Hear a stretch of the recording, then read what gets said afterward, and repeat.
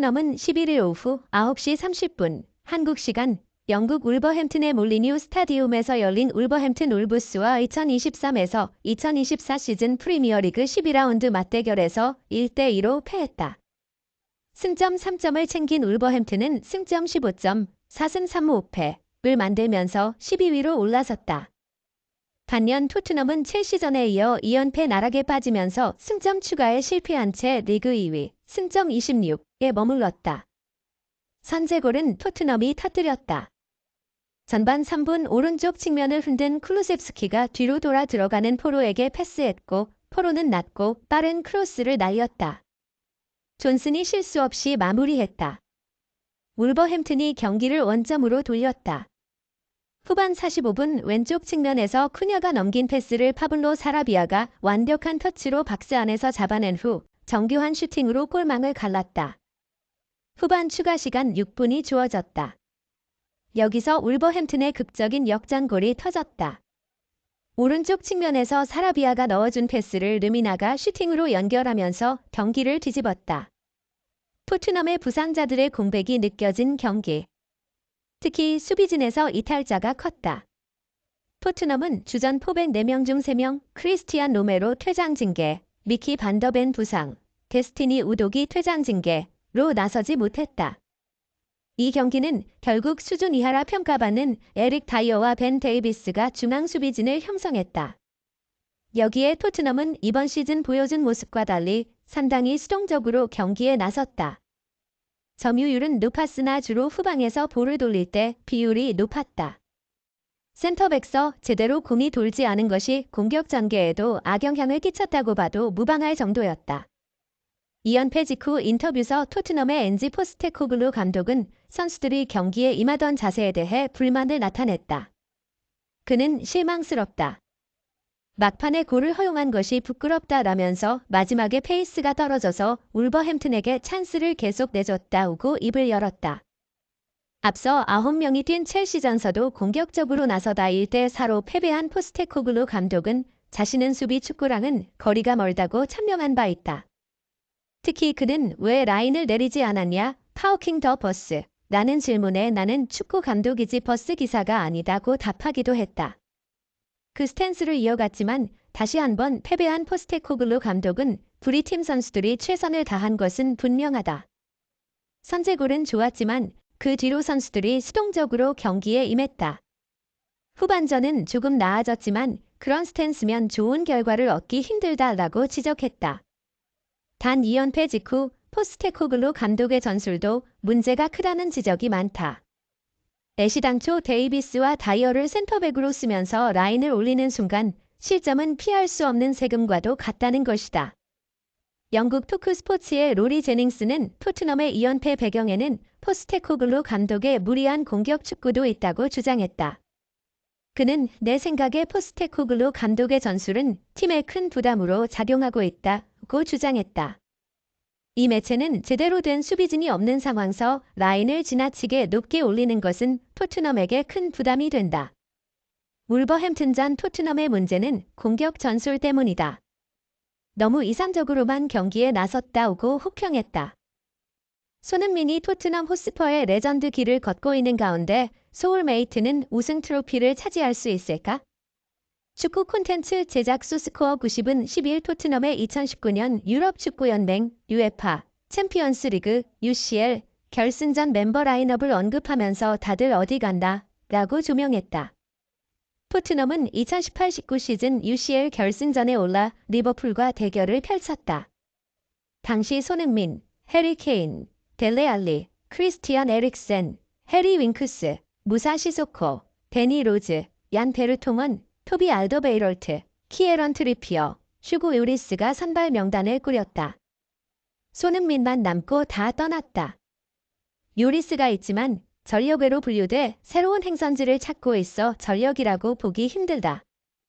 손흥민과 팔방미인적인 역할을 해준 해리 케인은 독일의 축구 클럽인 바이에른 뮌헨으로 이적을 했다. 손흥민과 케인의 조합은 두 사람의 공격 능력이 결합된 전설적인 파워로 토트넘뿐만이 아니라 프리미어리그 PL에서도 가장 강력한 공격 조합으로 인정받았다. 이들은 지휘관, 디딕 파관 등의 역할을 공유하며 팀의 공격을 이끌었다. 그리고 둘 다 PL에서 가장 많은 골을 합작한 타이틀을 디디에 드록바와 프랭크 램파드라는 화려한 듀오를 제치고 여러 번 집어갔다. 케인은 그만의 궁극적인 목표인 우승을 이루기 위하여 이번 시즌 개막전을 앞두고 토트넘을 떠나 바이에른 뮌헨으로 이적을 결정했다. 토트넘 측에서 케인을 남기기 위해 연봉 상승, 은퇴 후 앰버서더로서의 책임 임명 등 다양한 방식을 제안했지만 그의 마인드를 유혹하는 것은 실패했고 결국 케인의 잔류가 불가능하다는 결정에 도달했다. 그래서 토트넘은 재원 조달이라도 하자는 방향으로 운영체제를 바꾸었고 케인은 결국에 바이에른 뮌헨의 이적을 결정했다. 케인은 바이에른 뮌헨에서 활약을 하고 있다. 그는 리그에서만 17골을 넣으며 지난 시즌에 득점왕으로 뛰어올랐던 니클라스 필크루의 16골이라는 기록을 깼다. 바이에른 뮌헨은 현재 시즌에서 레버쿠젠의 승점 2점이 미달의 2위에 머무르고 있다.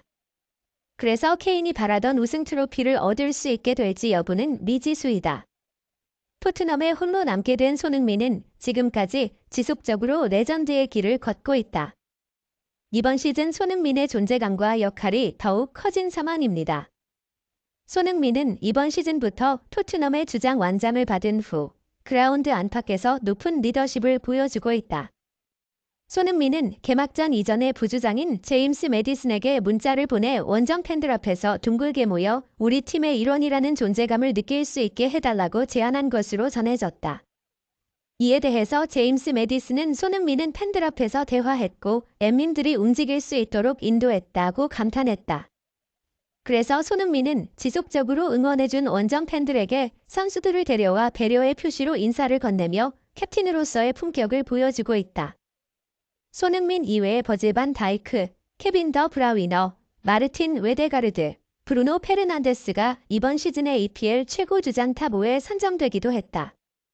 손흥민이 주장으로서 잘 해내고 있는 모습을 보며 그와 함께 토트넘에서 일했던 스승으로 알려진 마우리시오 포체티노 감독은 그는 훌륭한 프로 선수다. 토트넘이 캡틴이 되어 아주 기쁘다고 말했다. 그는 이어 손흥민은 성장하고 성숙해지고 최고가 됐다. 그는 주장으로서 훌륭한 일을 하고 있다라고 응원의 메시지를 전했다. 손흥민은 주장으로서의 역할을 수행하면서 선수로서의 활약도 빼어나다. 그는 케인이 팀을 떠나면서 생긴 공격력의 공백 해결하는 프런트 공격수 역할을 수행하며 이 공백을 완전히 메우는 중이다. 이러한 역할 변화와 함께 손흥민은 이번 시즌의 최전방 공격수로 12번 출전해서 8번 골을 넣으며 득점왕 경쟁을 하고 있다. 손흥민의 이번 시즌 골 행진의 시작은 벌리와의 4라운드 경기다. 당시에는 토트넘이 볼을 먼저 잃어버려 0대1로 뒤져가고 있었는데 손흥민은 전반 16분에 마노루 솔로몬과 패스 플레이가 있은 후 공간이 생긴 것을 이용하여 감각적인 칙슛을 통해 골을 만들었다. 그는 후반 19분에도 솔로몬의 패스를 받아 쇄도한 후 다이렉트 슈팅으로 팀의 4번째 골이 날리는 동시에 본인의 시즌 2번째 득점을 만들어냈다. 그리고 이에 이어 다시 한 번 골을 넣어 이번 시즌 첫 번째 해트트릭을 이루었다. 손흥민은 이 골을 통해 총 4번의 해트트릭을 해내며 아스널과의 북런던 더비에서도 활약을 보여주었다. 전반 2분 아스널의 골망을 흔들었지만 오프사이드가 선언되어 아쉽게 무산되었다. 그리고 전반 42분에 매디슨이 문전 혼전 상황에서 패스를 주자 손흥민은 다시 한번 감각적인 터치로 경기를 만들었다. 이 골로써 그는 이번 시즌 EPL에서 4호 골을 내었다.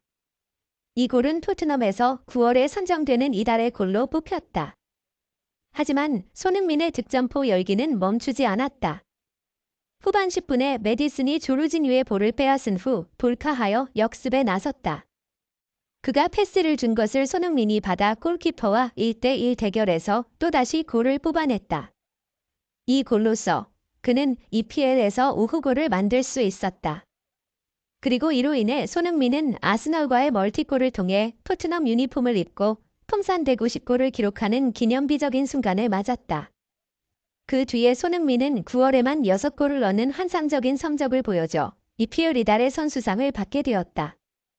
한편 손흥민은 리버풀을 상대로 골을 넣어 유럽 통산 200호 골이라는 대단한 기록을 수립했다. 풀럼과의 경기에서도 골을 넣는 등 토트넘에서 152골이라는 기록을 세웠다. 그리고 크리스탈 팰리스를 상대로 후반 21분에 매디슨과 브랜든 존슨이 연결된 패스를 받아가다 등 득점을 이어갔고 이 골로 그는 바로 골이라는 숫자를 챙길 수 있었다. 더욱이 그의 이 축구장에서 나온 골은 토트넘에서 10월에 이달의 골로 선정되기도 했다. 손흥민은 이런 놀라운 성적과 함께 따올린 2회의 이달의 선수상과 2회의 토트넘 이달의 골로 그의 존재감과 영향력을 증명하며 그의 가치를 입증해왔다. 그는 12경기에 참가하여 8골을 넣으며 득점 왕 경쟁에 뛰어들어 앞으로의 성적이 기대되고 있다.